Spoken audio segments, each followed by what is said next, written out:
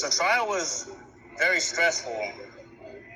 Having to wake up 2 o'clock in the morning, first of all, just to prepare to go to trial, and not just to prepare physically, but mentally. The stress you're about to go through, what you're about to see, what you're about to encounter.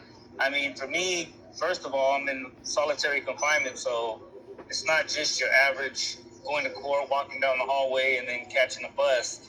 You have to get put in restraints, you get put in a black box, you're put isolated from everybody else, and sometimes you're just there by yourself, and you're just sitting there and you're just thinking about, what's going to happen in court today.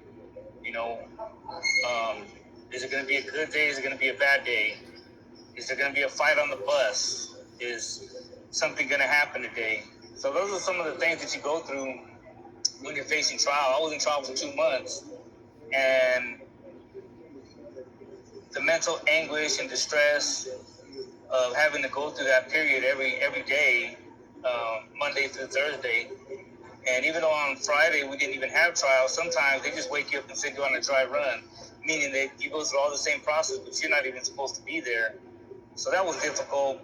And some days it's really hard. Some days you feel like, man, I'm gonna get acquitted, and I'm gonna end up going back to my family. And other days you're just thinking, I'm not gonna get acquitted. I'm gonna get found guilty.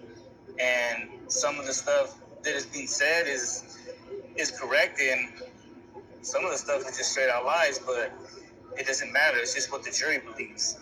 And so that was a hard process. Nevertheless, you just continue getting up and doing the same thing every day and just keep going. And I remember the day that we got the verdict, and it was me and my co-defendant, who we grew up together since we were kids.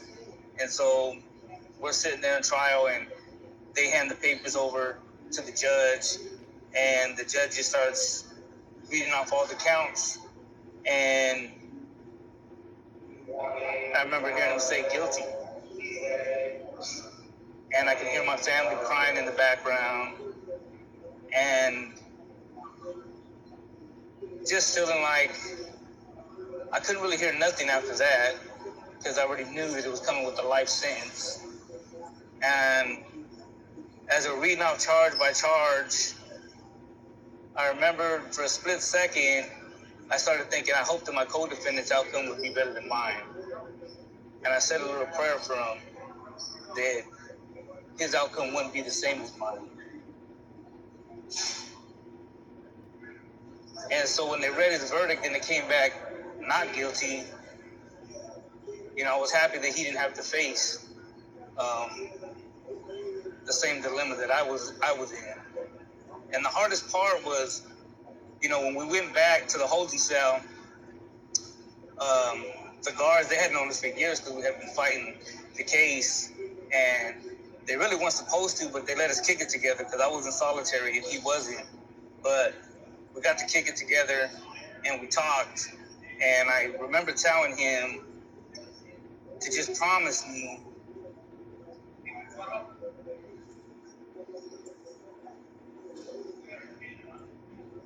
that he would look out for my daughter.